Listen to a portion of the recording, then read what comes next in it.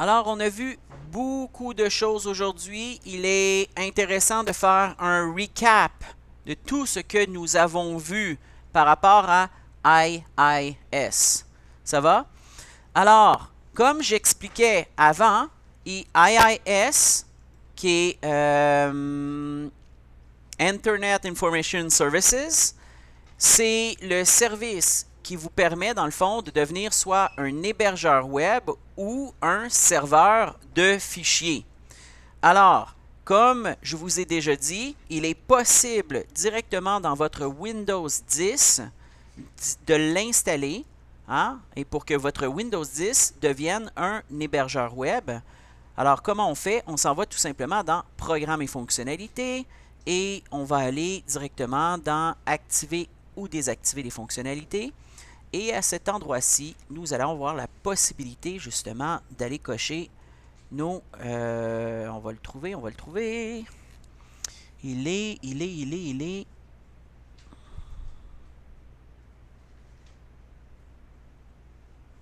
Internet Information Services, il est ici. Et c'est ici justement, là, si vous voulez devenir un serveur web, alors on va tout simplement ajouter les services World Wide Web. Et si vous voulez également devenir un serveur FTP, parce que souvent ça va ensemble quand on veut déposer nos fichiers HTML à distance, c'est ce que nous devons aussi cocher. Alors très important aussi d'avoir outils d'administration web pour avoir justement votre console. Plutôt, quand vous allez vous créer une console, vous allez avoir votre Snap-in. Alors, moi, il est déjà installé. Alors, si je vais voir justement dans mes Snap-in, je vais voir le gestionnaire. Alors, je vais juste agrandir. Gestionnaire des services IIS. Alors, je vais faire ça comme ça. Et comme vous avez pu remarquer, c'est pareil que dans votre serveur. Ça va? Mais nous, ici, on ne va pas utiliser Windows 10 pour faire la présentation. Je vais utiliser tout simplement Windows Server 2012 R2. Alors, que ce soit pour 2012 R2 ou 2008 ou 2016, ça sera pareil. Alors, comment on fait? Fait que si je m'en vais ici dans mon serveur, première des choses, je vais me connecter premièrement. Et ici, je vais aller faire l'installation de mon rôle. Alors, si vous êtes, peut-être que là, je viens de vous montrer quelque chose et de façon naturelle, vous seriez allé, vous auriez fait l'installation de la même façon. Alors, tout simplement en passant par Programmes et fonctionnalités et vous auriez coché directement, vous auriez été sélectionné Activer ou désactiver les fonctionnalités. Vous allez voir que, en fait, qu'est-ce qui se passe? C'est vraiment le gestionnaire de serveur qui va ouvrir. C'est comme c'est comme un raccourci qui mène vers la même place. Alors, la bonne méthode pour le joindre, en fait, c'est on va ouvrir justement notre gestionnaire de serveur qui est ici. Et on va aller dans Gérer, Ajouter des rôles et fonctionnalités. Et à cet endroit-là, comme vous avez pu voir, ça revient au même. Je vais ici dire type d'installation. On va faire une installation basée sur un rôle ou une fonctionnalité. Notre serveur est ici, c'est bon. Suivant. Et à partir de là, on va aller sélectionner notre serveur web IIS et je vais ajouter mes fonctionnalités. Comme vous avez pu remarquer, oups, dans mon assistant, oups, ça vient de se rajouter parce que je viens de le cocher ici. Alors quand je vais faire suivant, il va me parler des fonctionnalités. Encore une fois, suivant. Et à partir de là, on tombe justement à la configuration de mon IIS. Suivant. Et ici, déjà, tout est bien configuré pour un minimum, pour être capable de configurer des pages HTML et leur cascade sheet, cascade style sheet, les CSS. Ça devrait fonctionner sans problème avec une configuration par défaut. Et si vous vouliez configurer aussi un serveur FTP, on aurait tout simplement coché le serveur FTP ici. Ça va? Nous, on ne l'avait pas fait encore, on le fera plus tard. Là, pour l'instant, ce qui m'intéresse, c'est l'hébergement web. On continue, suivant, et à partir de là, je vais faire installer. On va attendre. Alors, premièrement, pendant que ça se fait, on va aller faire un peu notre topologie de notre environnement virtuel. Alors, premièrement, on va aller vérifier ici. avec un beau CMD et je vais aller faire un beau ipconfig sur ma machine pour prendre en note. La première chose, c'est mon serveur. Alors, je vais m'ouvrir une feuille. Habituellement, on fait ça sur une feuille de papier. Et ce qu'on va faire, tout simplement, c'est notre machine réelle. Wow! OK, CTRL Z là-dessus. On fait ça comme ça, ça comme ça, ça comme ça, ça comme ça. OK. Et à partir de là, je vais me faire... Ah, OK, là, je pense que j'ai des petits problèmes avec... Voilà.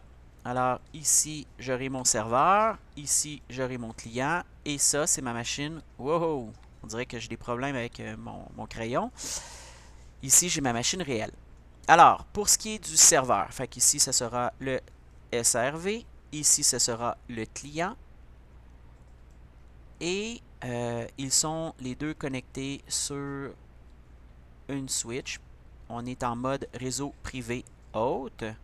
Alors, premièrement, le serveur, très important que je prenne en note son adresse IP. Alors, 10.10.10.1. Et on va aller voir tout de suite le client. Alors, je vais ouvrir ma deuxième machine virtuelle. Ici, notre client. Annuler. Entrée. Clavier. Voilà. Et ici,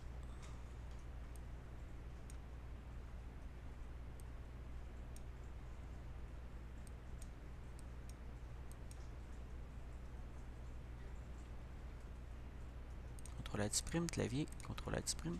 Alors là, il devait être connecté sur un de mes anciens domaines. Il doit être en train de chercher l'ancien domaine. Ça va prendre un certain temps avant qu'il revienne. On va aller, pendant que lui, il travaille, je vais juste aller vérifier ma configuration de ma carte réseau haute sur mon ordinateur réel. Alors, CMD. Et ici, je vais faire un ipconfig pour prendre en note justement 10.10, fait que ma carte virtual host only, 10.10.10.82. Alors, je vais retourner ici, fait que juste ici. Et ici, mon adresse ici, c'est 10.10.10.82. Parfait. Et une fois que je... non, excusez-moi. C'est pas le client qui a ça, c'est plutôt la machine réelle. 10, 10, 10, 82. Et le client, on va aller voir le client. Il est important de faire ça toutes les fois que vous faites une topologie pour essayer d'avoir clair dans votre tête comment vous êtes configuré. Alors, on va aller ici. Ouais, comme vous avez pu voir, j'étais sur Vitasoy. Je vais changer mon utilisateur.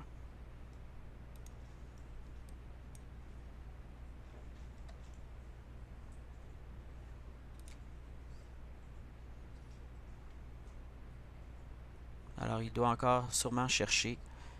OK, on va lui donner un temps là, pour qu'il dégèle. Là. On va continuer en attendant sur notre serveur et on continuera pour l'instant. Au moins, j'ai une machine qui peut communiquer avec mon serveur. Ça va? Une fois que c'est fait, que j'ai IIS d'installer, qu'est-ce qui se passe en fait? C'est que IIS, qu'est-ce qu'il a fait? Hein? Donc, on va juste revenir ici. Je vais juste m'ouvrir une autre page. Et qu'est-ce qui se passe? Quand vous installez IIS, il va premièrement ouvrir le port 80. Hein? Comment? En TCP. Pourquoi? Parce que, justement, c'est HTTP. Ça va? C'est HTTP qui est derrière. Alors, c'est pour ça qu'il a ouvert le port 80 sur notre ordinateur. Deuxièmement, il a aussi créé un dossier directement dans notre C qui s'appelle inetpub. Ça va? inetpub. Alors, si on le fait de façon en image, notre serveur, c'est comme si il y a maintenant une porte ouverte, qui est la porte 80, et derrière cette porte, on a un dossier qui va derrière la porte 80. On a inetpub. Et qu'est-ce qu'on a à l'intérieur d'inetpub? On a un autre sous-dossier qui s'appelle www root. Et à l'intérieur de lui, nous avons iisstart.htm.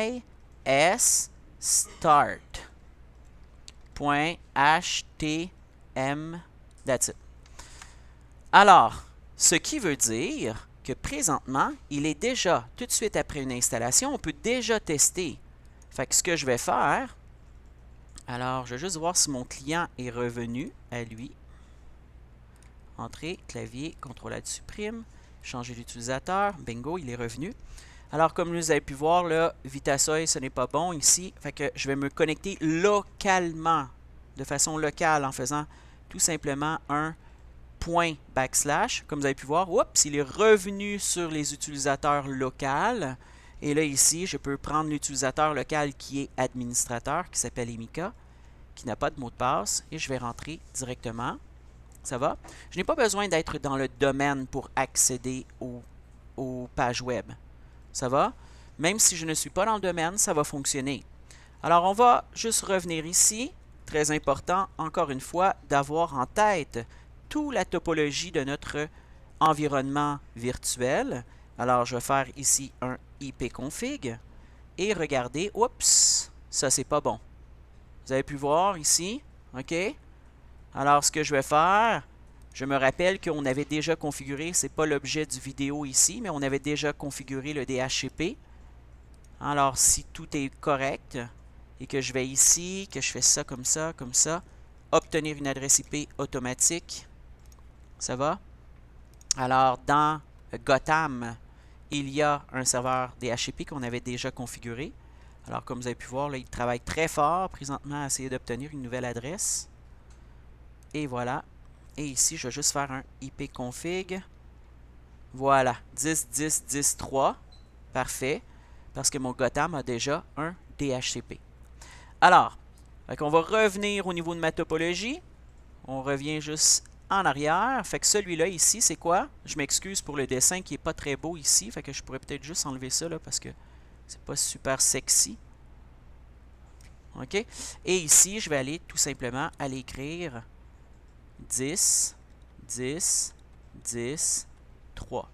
Alors, mon serveur, c'est 10, 10, 10, 1. Mon client, c'est 10, 10, 10, 3.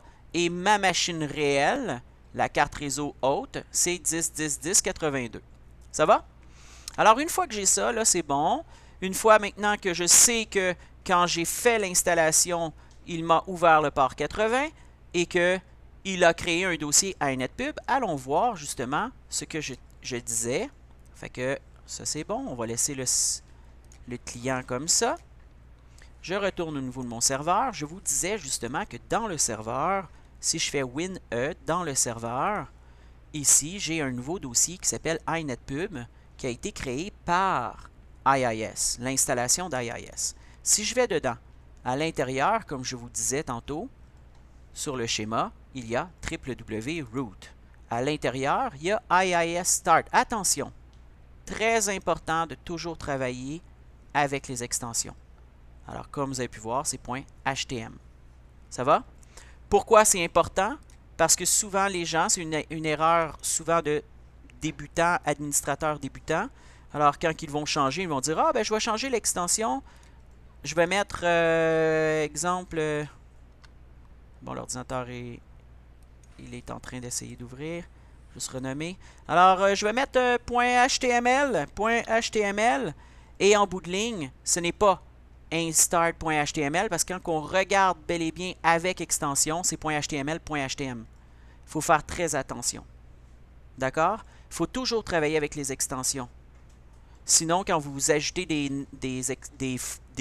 quand vous faites un changement, ben, vous travaillez au niveau du nom et non au niveau de l'extension. Alors, je vais juste le renommer, F2, pour enlever ce que je viens de faire. Je faisais juste expliquer le pourquoi qu'il est important de changer l'extension. Ça va pour ça? Alors, génial. Alors, si on regarde ici, comme je vous ai dit, après installation, qu'est-ce qu'on a? Fait que si je me rouvre une console, juste ouvrir la console comme il faut. Et je vais m'ajouter le nouveau Snap-in, la même affaire que dans Windows 10. Et en passant, vous pouvez le faire aussi dans un Windows 7, ça ici. Mais le Windows 7, il faut s'assurer d'avoir une version professionnelle pour faire du IIS. Alors, continuons. Ici, c'était gestionnaire des services Internet, IIS. Super, j'ajoute le Snap-in et je fais OK. Maintenant que j'ai ça ici, qu'est-ce que je peux faire avec ça? Je m'en viens ici. Maintenant, j'ai mon serveur. Et comme vous avez pu voir, dans mon serveur ici, j'ai des sites web. Allons voir les sites web. Il y a les sites web par défaut. Si on regarde le site web par défaut, qu'est-ce qu'il a? On va commencer par ça ici. Le site web par défaut, je vais juste enlever ça pour qu'on voit comme il faut. Il est situé où?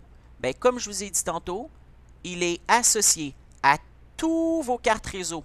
Si vous aviez 4 cartes réseau, le étoile, ça veut dire qu'il est accessible sur tous les adresses IP de cette machine-là sur le port 80. C'est ça que ça veut dire. OK? Alors, ça c'est bon. Il a ouvert ça, 80 étant HTTP, et où il pointe? Dans le dossier www.root. Alors, si je reviens encore une fois sur mon schéma, alors il a ouvert la porte 80, et derrière la porte 80, il y a un lien qui mène vers ça ici. Ça va? Quand on regarde ici,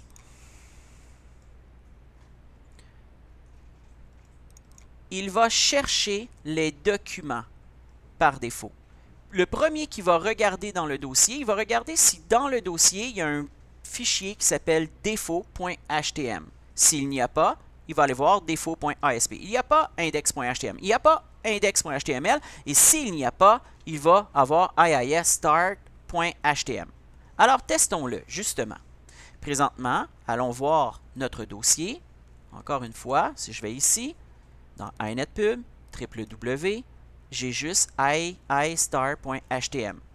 Alors, ce qui veut dire que si j'ouvre mon client et que j'ouvre Internet Explorer de mon client et que ici, je reprends l'adresse IP de mon serveur. Alors, en allant ici sur mon serveur, je pointe directement sur le port 80 sur le serveur. Et ce que nous allons voir ici, c'est justement la page web de IIS. La page web par défaut. Comme vous avez pu remarquer, alors si je vais ici, je suis dans mon serveur présentement, tantôt j'étais dans le client, je vais juste vous ouvrir directement la page pour que vous voyez que c'est la même. OK? C'est cette page-là qui est ouverte présentement. OK. Alors, si je prends un site web, je vais chercher mon site web que nous avons préalablement ouvert, que nous avons fait préalablement.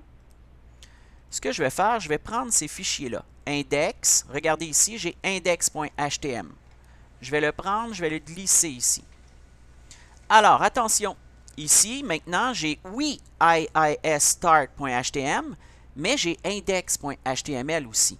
Alors, si nous regardons, on va revenir sur ma configuration. Qu'est-ce qu'il va chercher en premier?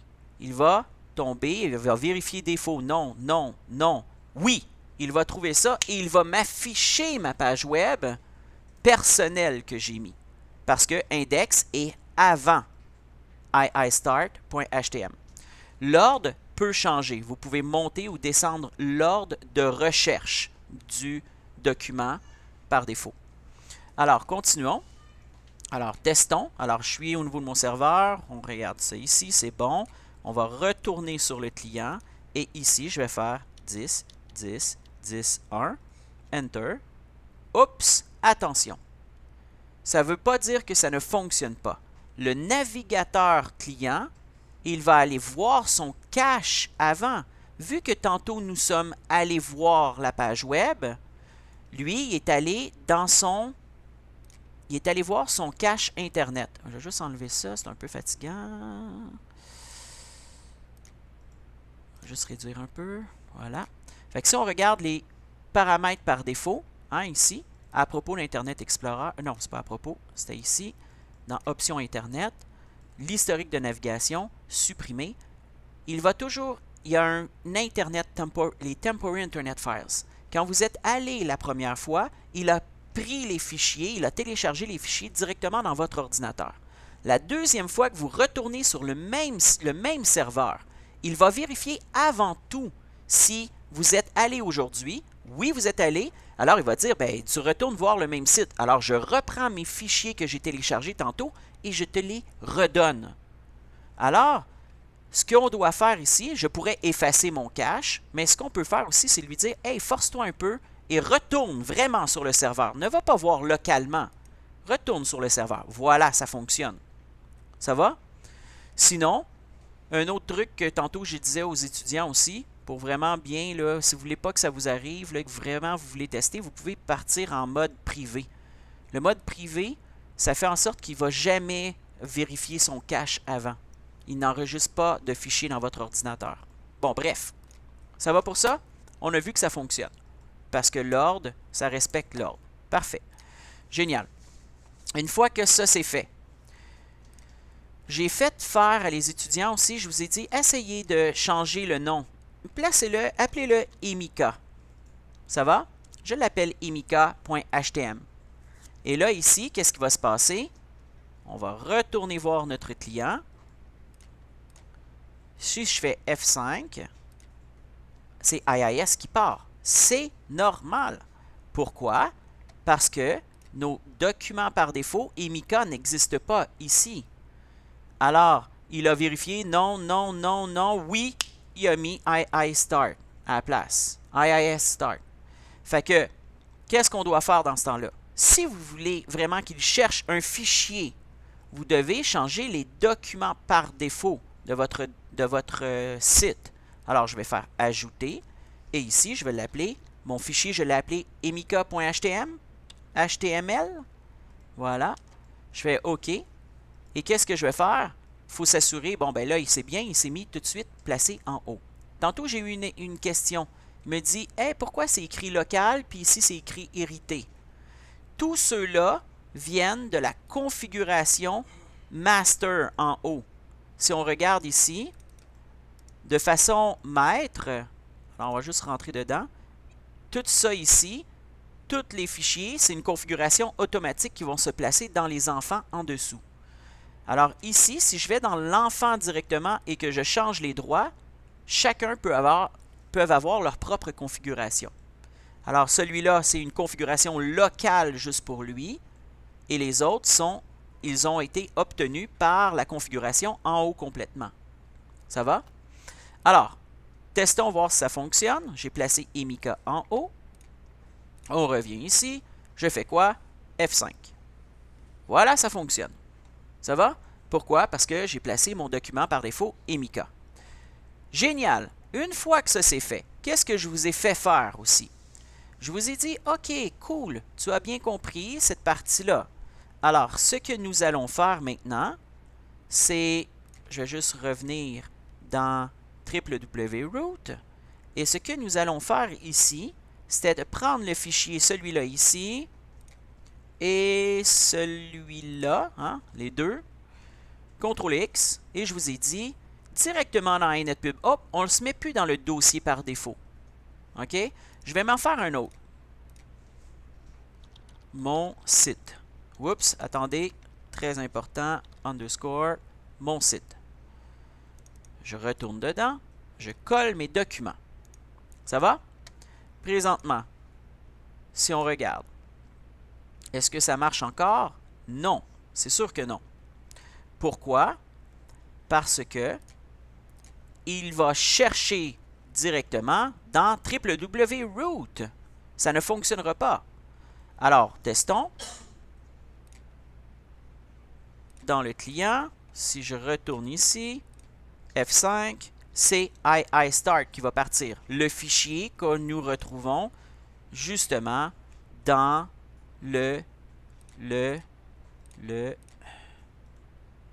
fait que si je reviens ici, www, c'est IIStart qui part. C'est normal. Je retourne ici, dans mon site. Comment je peux faire pour pointer un site web directement ici? Alors, allons-y. je vais aller au niveau des sites. Je vais me faire clic droit, ajouter un site web. Ici, c'est purement pour vous. OK? Ça ici, c'est une indication pour vous. Mon site test. Ça va? Ici, le chemin d'accès. Le chemin d'accès, vous pouvez utiliser les 3 petits points, aller dans le C et aller chercher directement votre iNetPub qu'on a ici. On va aller dans le www.root. Ah non, il est ici. Excusez-moi. On va aller directement ici, dans mon site, et je fais OK. On peut le voir ici. Ça va? À partir de là, oui, ça sera associé à HTTP, au protocole HTTP. Non attribué. Si vous avez 2 ou 3 cartes réseau sur votre serveur, vous pouvez dire « Hey, je veux seulement qu'elle soit accessible sur cette carte réseau-là, sur cette adresse IP-là, sur ce réseau-là. » Sur l'autre carte réseau, non, ils n'auront pas accès au site web. Si vous faites « Non attribué », ça veut dire tous les cartes réseau seront associées à ce site web-là. Alors, si vous avez 3 cartes réseau, un réseau ici, le réseau des élèves, le réseau administratif, le réseau des employés, bien là, tout le monde va pouvoir y accéder au site web.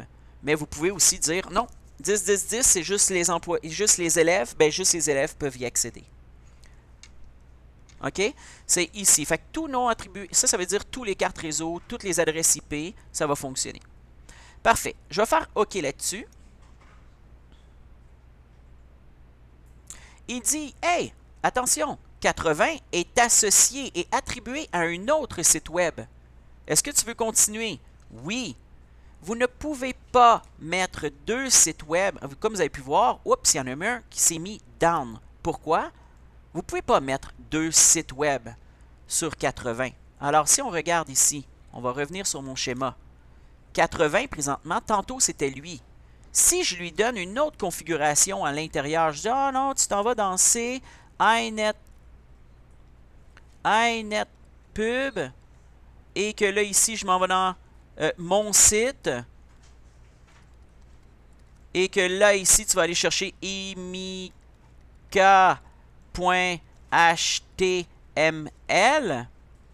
ben ça ne marche pas. Comment vous voulez? Fait que quand il va tomber à 80, il va faire « OK, lequel des sites je dois aller chercher? » Il ne peut pas. C'est un site par port. OK? Un chemin par port.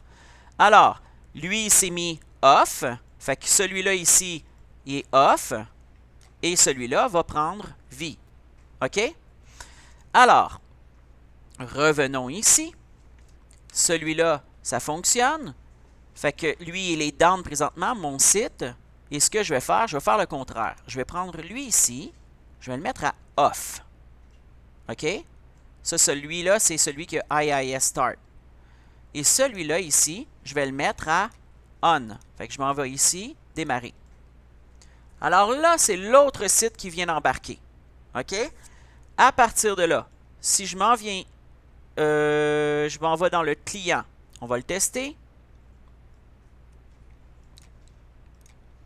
Alors, soyez attentifs ici, s'il vous plaît. Tout le monde, soyez attentifs de ce qui va se passer ici, OK? Il va y avoir une erreur. Je m'en vais là. Dans le client.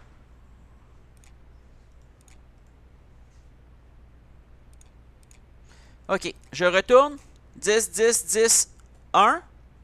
Attention, pour rappel, ça devrait pointer ici, hein, parce que j'ai configuré ça comme chemin. Alors, testons. F5. Forbidden. Accès refusé. C'est normal. Si on regarde, vous n'avez pas l'autorisation d'afficher ce répertoire cette page à l'aide des informations identifiées. Fait que si on regarde encore une fois, accès refusé. Pourquoi? Si on regarde, on va revenir sur lui. Premièrement, lui, il est associé, bon, dans mon site. Allons voir ce qu'on a dans mon site. Je m'en vais dans mon site. J'ai imika.html, puis j'ai image. OK, parfait. J'ai ça, on garde ça en tête. On va voir ici les documents qu'il recherche dans le dossier. Est-ce que vous voyez Imika? Il ne voit pas. Il ne peut pas trouver. C'est pour ça qu'il y a une erreur. OK? Fait que vous avez le choix. Habituellement, c'est la raison pour laquelle on va toujours mettre index.html. La première page de votre site Internet, souvent, s'appelle toujours index.html.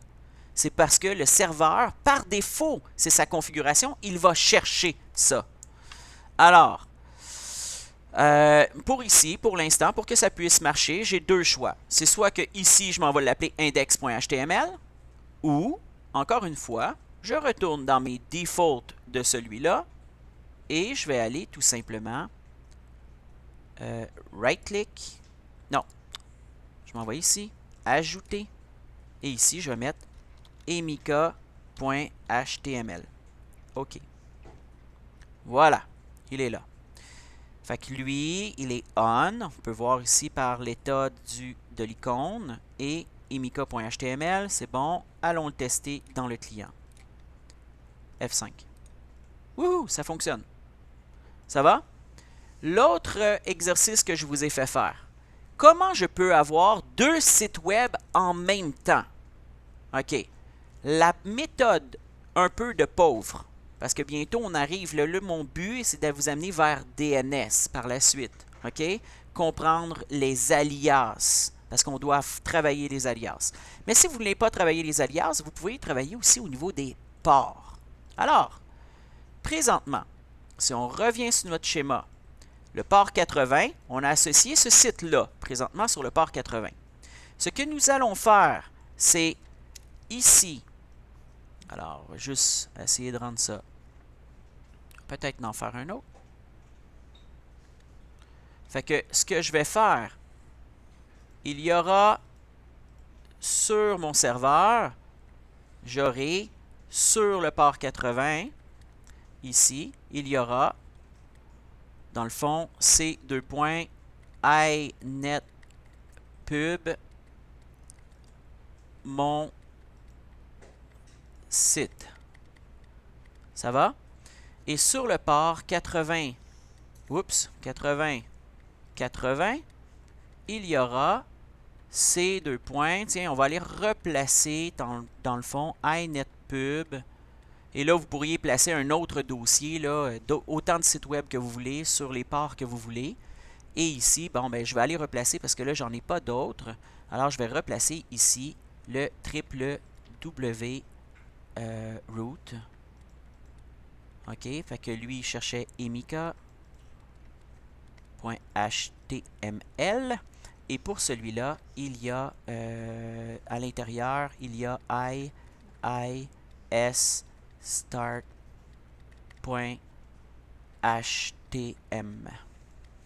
Ça va? Alors, on va faire ça ici. Comment on fait ça? Allons-y. Je vais retourner ici. On va aller travailler les liaisons. Alors, je m'en vais ici. Et ici, on va voir liaison. Elle est ici. Ça va? On doit le lier à un port. Fait qu'on va juste revenir avant tout, juste pour que vous puissiez voir. Celui-là sur le port 80. Et celui-là, il est aussi sur le port 80. Et c'est la raison pour laquelle on ne peut pas ouvrir les deux. Parce que les deux sur le même port, ça n'a pas de bon sens. Alors, je vais aller ici. Fait que je vais commencer par lui. Je vais aller travailler sa liaison, comme vous avez pu voir ici, 80. Je vais aller changer ça. Je vais dire non, ta liaison n'est plus 80. Je vais ajouter. Je vais lui dire plutôt 80-80. Ça va? Ici, je vais faire OK. Voilà, 80-80. Celui-là, non, je ne peux pas le laisser sur le port 80. 80 est utilisé par l'autre site. Voilà, 80-80. Je dois fermer maintenant. Alors, on va s'assurer ici que j'ai lui sur 80-80, lui sur 80. Allons le tester sur le client. Sur le client, je reviens ici. Fait que le client, juste revenir par ce concept-là. Fait que le client est ici. Ça va? Fait qu'on va essayer de, premièrement, pointer 80. Fait que je m'en vais ici. Et je vais aller ici. 80. Je fais bravo, ça fonctionne encore. Ça va? Celui-là marche. Comment je fais pour appeler l'autre sur le 80-80? Alors, je vais écrire 2 points. 80-80 pour appeler le port. Et qu'est-ce qui se passe ici? Ben, Ça ne marchera pas. Alors, on peut le voir ici qu'il tourne et qu'il tourne et qu'il tourne et qu'il tourne et qu'il tourne et qu'il tourne. Ça ne fonctionnera pas. On va finir avec un message d'erreur. OK. Alors, ce que je vais faire, je vais essayer de le... Juste pour tester quelque chose, je vais essayer directement sur le serveur. Comment je vais faire ça? 10, 10, 10, 1, ou j'aurais pu faire 127.0.0.1, 2 points, 80, 80. Ça va? Attention. Maudit. Regardez ça ici. Il est en train de chercher sur Bing. OK. Ça, là, c'est la plus... Ça se peut que vous ayez eu des erreurs avec ça ici. Il cherche sur Bing par défaut. Alors, je vais fermer ça ici. Regardez, il a essayé de faire une recherche avec Bing. Non. Si vous voulez vraiment, là, on aurait pu faire HTTP. Il est important d'écrire le HTTP pour le tester. Et là, ici, 10, 10, 10, 1, 2 points, 80, 80. Et on voit que... Hein? OK. Théoriquement... C'est pas bon? Non? OK. Allons tester. Comme je disais tantôt, là, je suis un peu perplexe. Ah! J'ai oublié de le partir. Excusez-moi, j'ai oublié de le partir. Oui, oui, oui. OK, on revient. Merci beaucoup. Il essaie de me dire, ouais, Tom, t'as oublié de le partir. OK, on va le faire ici. Démarrer. Là, il peut démarrer. Comme vous avez pu voir, il peut démarrer. Pourquoi? Parce qu'ils ne sont pas sur le même port. OK? Et là, je vais le retester encore une fois pour le montrer sur le client. Est-ce que ça marche? Toujours pas parce qu'il cherche, il cherche, il cherche. Ça ne fonctionne pas. Mais par contre, quand je m'en vais dans le serveur, bizarrement, avec le serveur, ça fonctionne. Alors, revenons voir le schéma. Pourquoi? Parce que entre le client et le serveur, qu'est-ce que nous avons? Nous avons le pare-feu. Nous avons un firewall. Et comme je disais tantôt, quand on installe IIS, hein, quand je vous l'ai dit tantôt, qu'est-ce qu'il fait? IIS, il ouvre le port 80 seulement dans le pare-feu. Il n'a pas ouvert 80-80. Alors, les prochains que vous voulez ajouter, vous devez vous-même gérer votre pare-feu. Comment vous faites ça maintenant? Alors, juste revenir ici. Quand je suis sur le serveur, moi-même, j'essaye d'entrer, ben oui, c'est sûr que ça marche. Je suis avant le pare-feu. Mais si j'essaye de l'extérieur, ça ne marche pas. Alors, testons. Fait que je vais aller ici.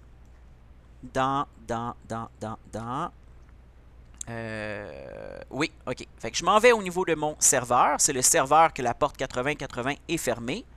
Je vais aller ici. Je vais aller dans mon panneau de configuration au niveau du pare-feu et je vais aller dans mes paramètres avancés pour une règle entrante. Quand les gens essayent de entrer dans mon serveur, je dois ajouter une nouvelle règle. La règle, c'est quoi? C'est une règle qui va toucher un port et je vais faire suivant. Quel port? Ben, HTTP, c'est du TCP qui va demander accusé de réception. Et ici, ce sera le port 80. Oups, attention, 80-80. Je vais faire suivant. Et je vais autoriser les connexions sur 80-80 pour tout. Autant quand je suis dans un domaine que dans une configuration privée ou publique. C'est bon, suivant. Et ici, je vais l'appeler IIS. Vous pouvez donner le nom que vous voulez. IIS 80-80 sur... je sais pas moi, sur C2 points backslash, j'aurais mis C2 points backslash inet pub et cela il pointe vers pub www root. Ça va? Terminé. Voilà. Pour que je sache pourquoi j'ai ouvert lui, je l'ai pointé là-dessus. Ça va? Une fois que c'est fait, on va aller le tester. Le port maintenant est ouvert. La porte est ouverte maintenant sur 80-80. On va aller le tester maintenant sur le client. Alors, je retourne sur mon client. On va le retester et... Gaboum! Ça fonctionne. Ça va? Alors, maintenant, si on récapitule, sur 80-80, j'ai cette pointe sur le www.root. Et quand je pointe directement sur 80, comme ça ici, ça pointe vers l'autre page web, vers l'autre dossier. Alors, chaque dossier est associé à un port. Facile. Bye bye, gang. Non, pas bye bye. Non, non, pas bye bye. Bye bye aux téléspectateurs de YouTube.